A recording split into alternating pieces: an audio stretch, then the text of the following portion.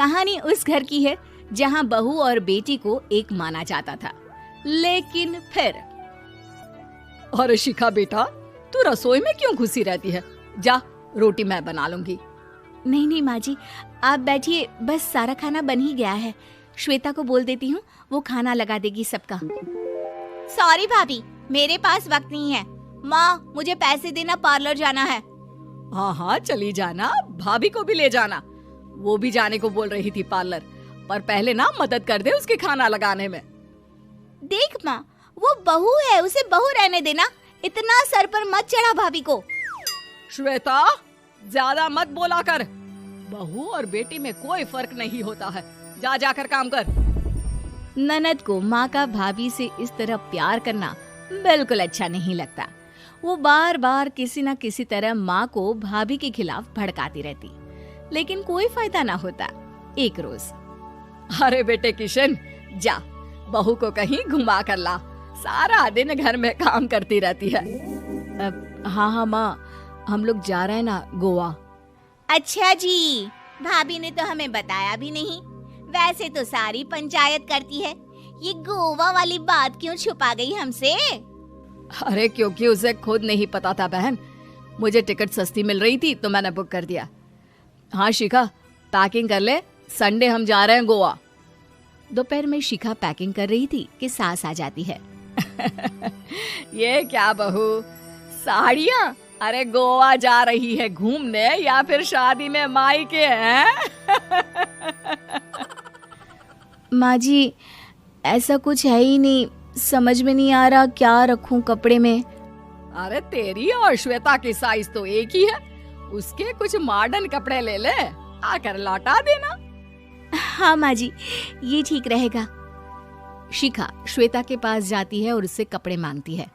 ना जी ना, मैं अपने कपड़े ना दूं, वैसे भी फैल जाएंगे मेरे कपड़े, बहुत महंगे वाले हैं। शिखा मुंह लटकाकर कमरे में आ जाती है तो सास कहती है, चल तैयार हो जा, तुझे मैं शॉपिंग करा कर लाती हूँ गोवा की। बस फिर क्या था, सास बहू निकल जाते हैं मार्केट और एक से बढ़कर एक ड्रेस खरीद कर घर आते हैं।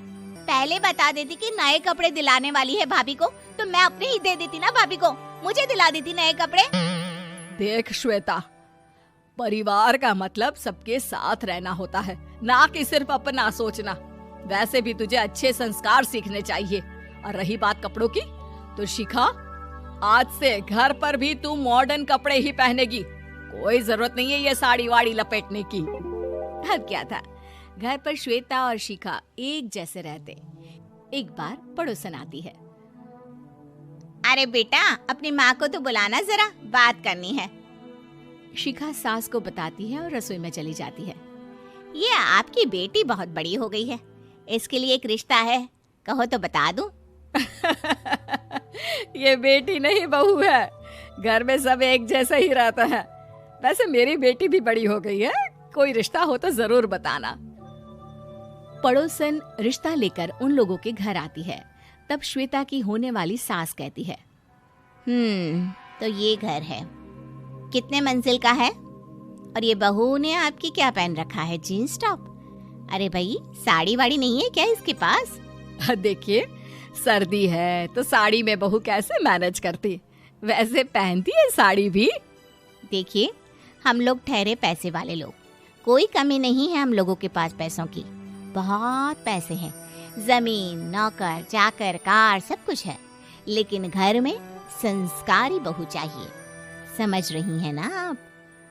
सास कुछ कहती कि श्वेता बोल पड़ती है, हाय रे, नौकर चाकर से लेकर जमीन, कार, पैसा, हाँ हाँ मुझे रिश्ता मंजूर है मुझे। अरे रुक जा श्वेता, मैं बात कर रही हूँ ना। देखिए, हम लोगों के घर इतनी आजादी नहीं मिलेगी।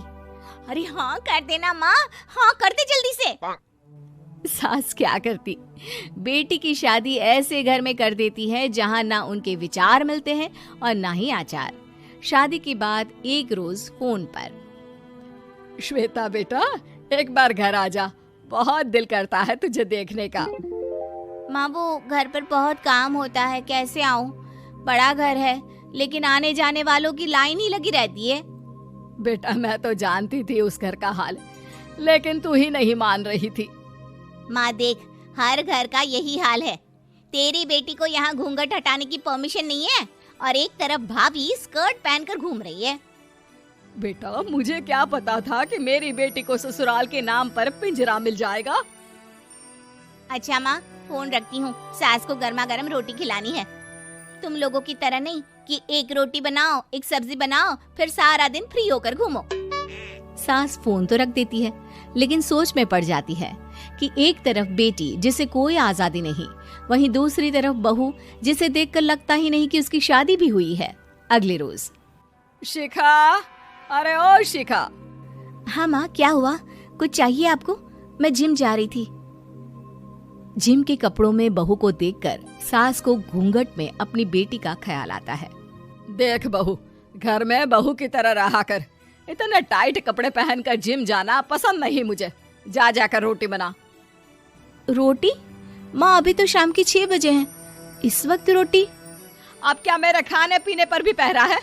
अरे जब मर्जी तब मैं अपने घर में खा भी नहीं सकती क्या? बहू को अजीब लगता है। वो समझ नहीं पाती कि जो सास कल तक इतनी सपोर्टिव थी, उन्हें अचानक से क्या हो गया। वो किचन में जाती है, गरम रोटी के साथ 2 तरह की सब्जी, रायता, सलाद सब लेकर सास के पास आती है। माँ जी, खाना। इतना सारा खाना? राक्षस समझा है क्या मुझे? रोटी मांगी थी मैंने गर्मा गर्म बस। पर माँ जी, रोटी खाती किससे आप? सब्जी तो बनानी थी ना। अरे भूख मर गई मेरी तेरी बहस से। जा जाकर काम कर, अंदर पूरी रसोई साफ कर। बहू अंदर चली जाती है। थोड़ी देर में श्वेता घर आती है। अरे शिखा, जल्दी से चाय ला, पकवान बना, मेरी बेटी आई है। अरे नहीं नहीं माँ, ड्राइवर बाहर खड़ा है। मैं तो घर का कोई सामान खरीदने के बहाने यहाँ आ गई हूँ, मुझे जाना होगा। अरे बेटा, पर कितने दिनों बाद देख रही हूँ तुझे, रहने आ जाना 2-4 दिन के लिए। आ जाऊंगी माँ, जब मेरी सास मरेगी तब। मैं तो रोज मन्नत मानती हूँ कि मेरी सास मर जाए तो अच्छा है। अच्छा चल, जा रही हूँ माँ। हे भगवान, कैसे कैसे दिन देखने पड़ रहे हैं मेरी बेटी को। सास अंदर जाती है, जहाँ श्वेता की जिम वाली सहेली का फोन आया होता है। क्या बात है, आज जिम नहीं आई? अरे पता नहीं यार, आज माँ को क्या हो गया अचानक। पर खैर कोई नहीं, लगता नहीं कि मैं अब जिम आ पाऊंगी। शिखा स्पीकर पर बात कर रही थी, जिसे सास सुन रही थी। यार ये सास ना होती ही ऐसी है। मैं तो कहती हूँ बुढ़िया जल्दी मरे और तू आराम से जिए। शिखा को सहेली की बात पर गुस्सा आ जाता है। माँ के मरने की कौन सा बच्चा दुआ मांगता है मोहिनी? आगे से ऐसी बात मेरे सामने मत करना। हमारे घर की शोभा ही माँ है। क्या हुआ जो थोड़ी सख्ती दिखा रही है? उसमें भी कोई ना कोई उनकी भलाई ही होगी। मैं तो कहती हूँ भगवान मेरे जैसी सास सबको दे, जो सिर्फ माँ की तरह है। सास वाली तो कोई बात ही नहीं है उनमें। सास ये बात सुन रही थी। उनकी आंख में आंसू आ जाते हैं कि क्यों वो बेटी की किस्मत में बहू को भी भागीदार बना रही थी। शिखा, अरे ओ शिखा, क्या हो गया? जिम नहीं जाना क्या?